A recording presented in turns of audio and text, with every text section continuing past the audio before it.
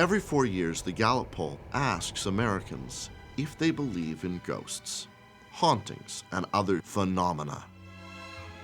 In 2005, the Gallup poll found, in a conclusive study, that 3 out of 4 Americans believe in some paranormal event. Poltergeist, the film, did have quite a big impact in getting far more people interested in the phenomenon of poltergeists, because I think most people were simply not aware how common it is. Happens all the time, happens all over the place. In paranormal investigation, it's imperative to ask questions to get all the facts before you make an educated decision. Those doing psychic research attempt to prove the existence of ghosts or supernatural events using strictly scientific means. A lot of people want the raw data. They want the true scientific data. They may take scientists with them, which is probably the best thing to do.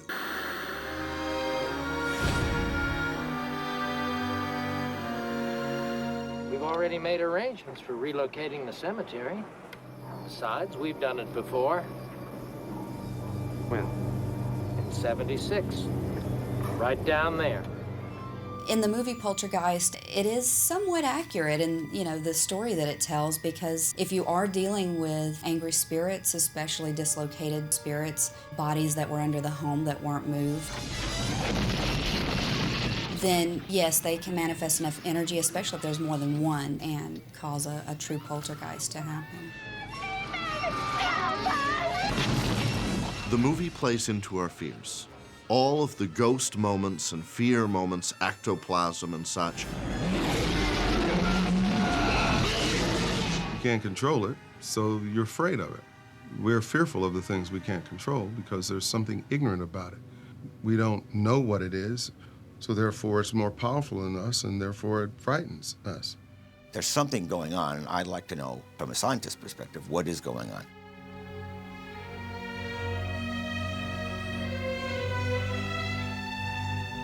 In psychic detection, there are really 2 branches. Those who attempt to prove the existence of ghosts or supernatural events using strictly scientific means. And the other side are those who use metaphysical means to try to find answers to this great riddle. They are psychics and mediums. Now let's go get your daughter. When you have a haunting, a ghost, a poltergeist, or you have a psychic impression, all 3 things are very different, but they're all in the same area. How long have you been investigating haunted houses? The determination as to whether your home is haunted is not very easy. What I meant to say was it might very well be a poltergeist. Poltergeist, the word means banging ghost, noisy ghost. And that's what they tend to do, basically, to make a hell of a noise. But they can also throw things around.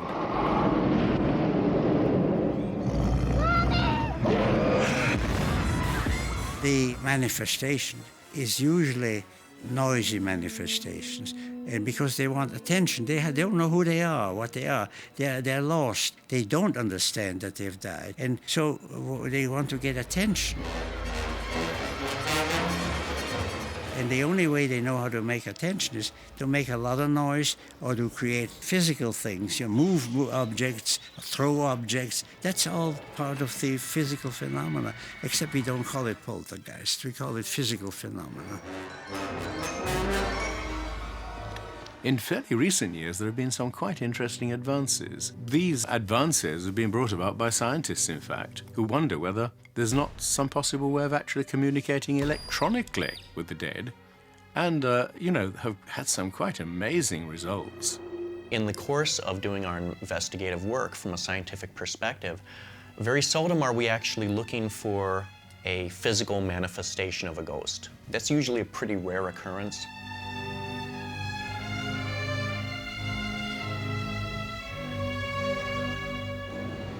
Poltergeist, of course, is a classic film, and I can't begin to overstate how much an impact the movie made on me as a child.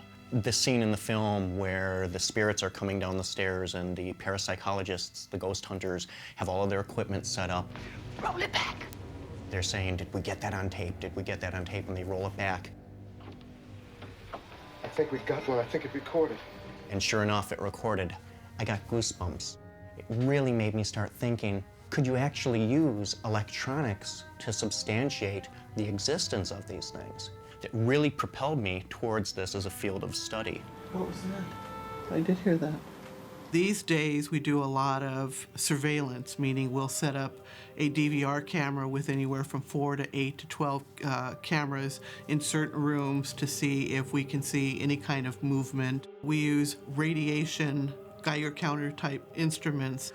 This is a Geiger counter. You should get, I don't know, a couple of hits every minute. We were in the other room. We were getting a lot of feedback from our Geiger counter. This was more than a few times per minute, so there's obviously something other than normal radiation going on here. This is an EM meter. It uses electromagnetic energy. Yeah, I would usually get a bounce of 2 or 3 points. This is just going nuts. What we're looking for is an inference that a ghost may be present. How do they disrupt the environmental variables? That's a strong indicator that there might be a presence there, even though we can't directly observe it with our eyes.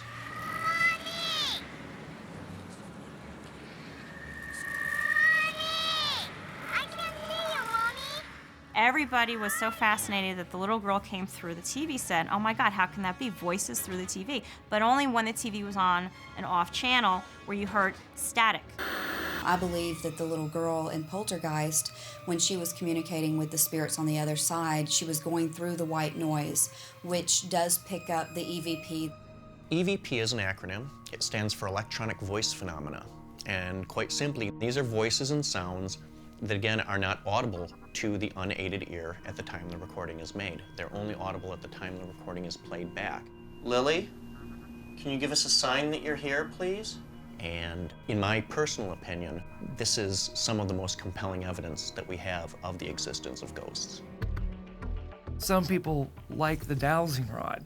They'll actually take 2 coat hangers and they'll hold them out in a, like a horizontal position. And when the coat hangers, the end of the coat hangers kind of intersect, they'll say, hey, there's a ghost there. When I first started doing this, there were no books about how to do an investigation, but ultimately it boils down to how well you do the research and how well you follow up on it. Science demands repeatable results under controlled observations, and paranormal activity by its very nature is paranormal, meaning outside the norm. It does not repeat on command. It does not manifest when we want it to, and because we lack this repeatability under controlled observations, it's an uncertainty. Can you see me? Can you see Mommy?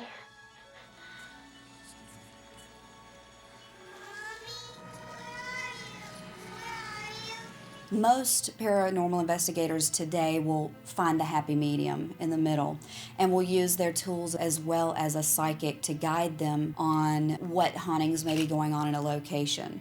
Because an investigator can come in and they may have tools that they can get readings and say, okay, we believe that there's a haunting here because my readings are ABC. However, the psychic can come in and fill in the blanks. What I'm trying to do, what I want to do is I want to establish a two-way dialogue with you. I'm going to be able to ask you a series of yes and no questions. I want you to flash the device twice for a yes answer and once for a no answer. Do you understand? In terms of working with a psychic or a medium on a paranormal investigation, there was a point in time when I wasn't really interested in that. I was more interested in the hard scientific data that I could record. Psychic impressions and mediumistic impressions, of course, are a very subjective, very personal account. There's really no way to substantiate that, or so I thought.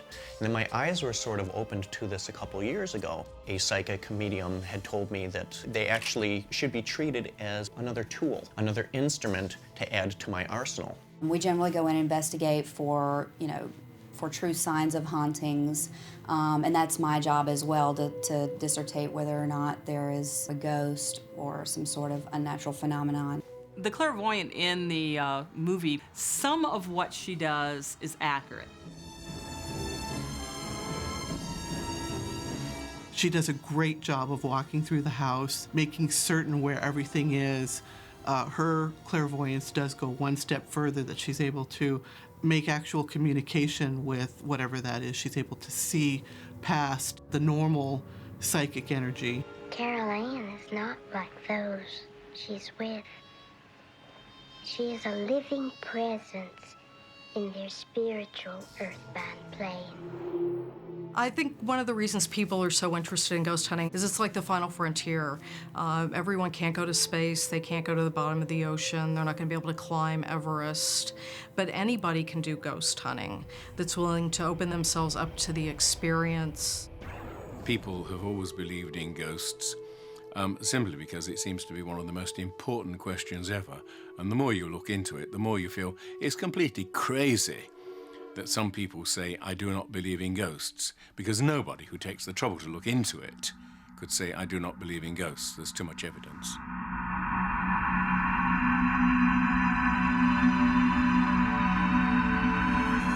What members of the household are involved? And what are their ages? The first thing I do is ask a lot of generic questions. When do these things seem to occur? The time of day, month, are the kids present? What's the family psychodynamics like? Do they have a history of this? Did they have it around them prior to moving into their current residence? All of these things are relevant. Would your family welcome a serious investigation of these disturbances? When I go out investigating a site, I usually am alerted by a phone call, sometimes an email. Someone is panic-stricken, something is happening in their house, I can't explain it. I immediately take a deposition, and I try to develop a timeline. What happened first? What happened second? Then I walk through the site, usually on my own, to see if there might be a natural explanation. I put on the skeptical hat, and I try to discount everything that they report. Something came down the stairs with me, and then it was a child, and then it was clutched, like peeking out from behind me. One second I'll see her there, the next second she's up there. You know what I'm saying? So she's sort of pop, pop. There's always a part of the house that's wanted more. It's not the whole house. It's something in that room, something bad, something unfinished. Usually if you go back into the history of a haunted house, you'll find a record that there's been some kind of trauma there. It's one thing to hear all these stories, and you hear people saying, wow, you know, my furniture just overturned. But it's another thing when you get it on camera. Otherwise, it's just a fish that got away story. Do things like this happen? Yes. I saw a large bull fly off a table by itself and crash into a wall. Once during a seance, we had a tape recorder just flip off the table and crash into a wall. This has happened, but not with the same force as you find in the movie. You don't see all of it happening at once, at one time. It's usually far more subtle than that.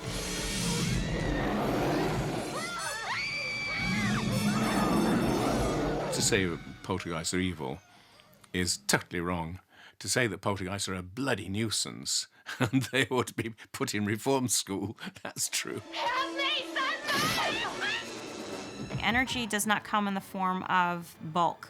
Energy is everywhere around us, 24/7. It's what makes us tick. It's what life is. Physics says that energy only gets greater by collecting more energy, which then produces an outcome being footsteps or slamming of a door, touching somebody, or hearing their voice. So they need to muster together that energy to produce this outcome. And this is kind of the thought process that everybody uses as to what a ghost is.